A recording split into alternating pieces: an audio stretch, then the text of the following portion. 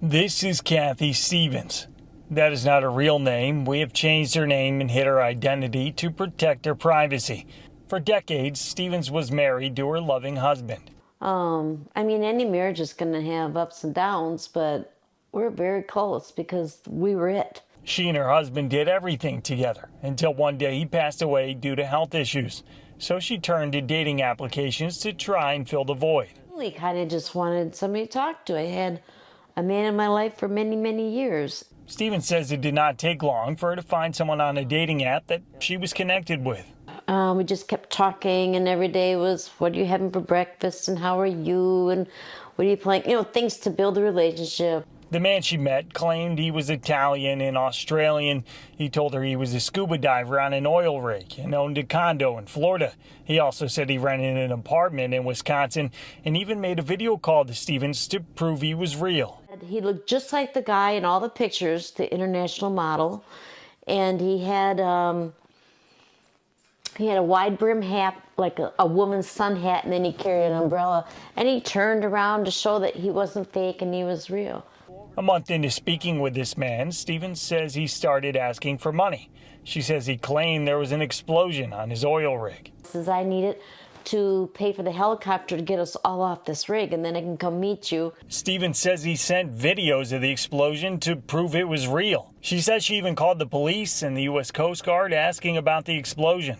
And the next morning, I just had this thought, I wonder if this is really true, if he's really him, or if he's just scamming me. She was being scammed, a scam that continued for the next 7 months.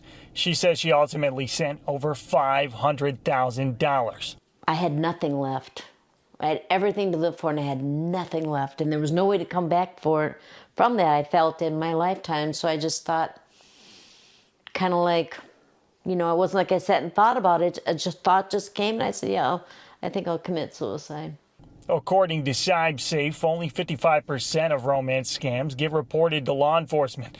Many people like Stevens choose not to tell anyone they have been scammed out of fear of being judged and ridiculed. But eventually, she went to the Dane County Sheriff for help. So the romance scams, again, they've opened their heart, and then eventually they're going to go for the pocketbook, the money. Detective Gwen Rupert and Detective Michelle Vinny are with the Dane County Sheriff.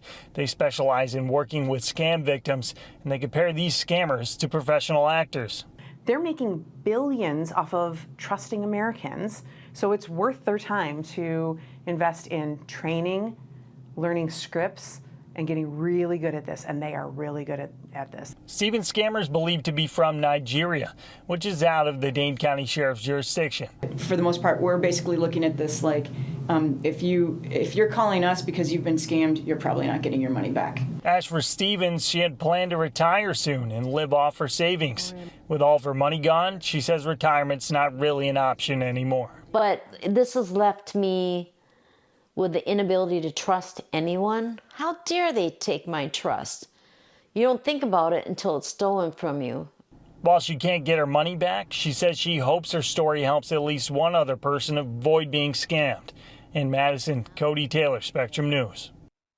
Thanks for watching our YouTube channel. For more stories in your community, click the subscribe button here. You can also download the Spectrum News app or watch us on TV for the latest information, balanced coverage, weather updates every 10 minutes, and more. We'll see you then.